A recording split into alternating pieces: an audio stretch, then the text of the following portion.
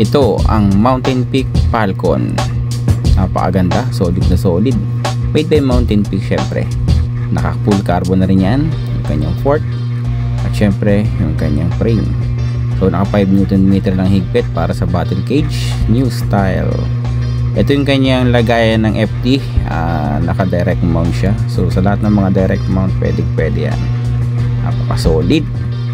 Then ang kanyang bottom bracket ay naka Halotech. May pre na Halotech na yan. Internal cabling na rin siya. Makikita mo yung tunnel guide. Ayan, dyan lalabas yung para sa FD.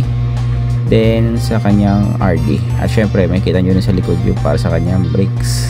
True axle na siya mga idol, no? Ayan, naka true axle na siya.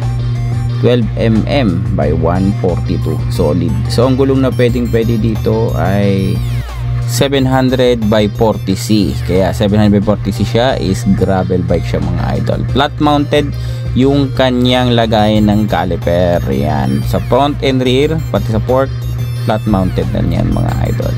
Flat mounted caliper. At syempre, yung kanyang steer tube, makikita nyo is carbon na carbon. Head tube niyan mga idol is 4252.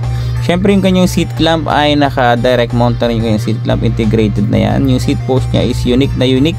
T700 carbon na yan. Syempre meron din siyang cover para sa ulan para hindi mabasa yung tornilyo. Yan, meron siyang rubber cover. Then ang kanyang head tube is 4252. Makikita mo sa kanyang fork ay naka T700 carbon na rin yan mga idol. Made by Mountain Peak. So napakaganda nito. Bili na kayo.